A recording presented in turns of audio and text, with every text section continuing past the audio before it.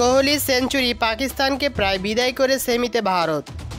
পাকিস্তানকে পেলেই চলে ওঠেন বিরাট কোহলি। হারানো ফর্ম ফিরে পান, এটা ছিল জানা কথা।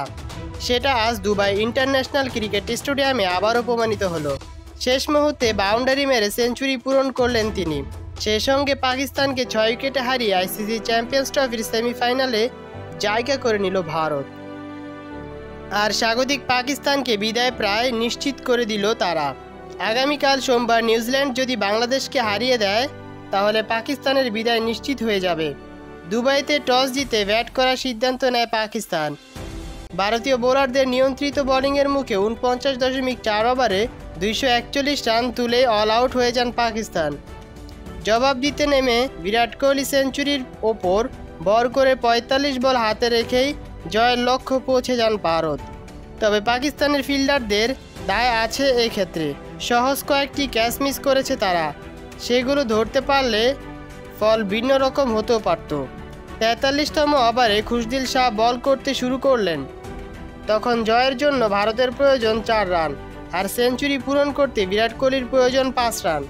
সেঞ্চুরিটা কি হবে এমন আশঙ্কায় ধুলুম্যান ভক্ত সমর্থকরা। প্রথম বলে সিঙ্গেল নিয়ে নিলেন কোহলি, সবাই হতাশ হয়ে গেল। পরের বলে অক্ষর প্যাটেল সিঙ্গেল নিয়ে আবারও কোহলিকে দিলেন স্ট্রাইকে। এবার আর ভুল করলেন না সময়ের সেরা এই ব্যাটার। এবার খুশদিল শাহকে বাউন্ডারি মেরেই দিলেন। সেঞ্চুরিও পূরণ করলেন কোহলি।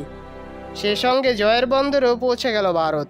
এ নিয়ে ওয়ানডে ক্রিকেটে 51তম সেঞ্চুরি করে ফেললেন বিরাট কোহলি। ছুঁয়ে ফেললেন সচিন টেন্ডুলকারের। সব মিলিয়ে 3 ফরম্যাটে 82টি সেঞ্চুরি হলো কোহলির। এর মধ্যে 30টি টেস্টে এবং 1টি টি-20তে। 242 রানের লক্ষ্যে ব্যাট করতে নামার পর ভারত দ্রুত রোহিত শর্মার উইকেট হারিয়ে ফেলেন। অধিনায়ক আউট হন 15 বলে 20 রান করে।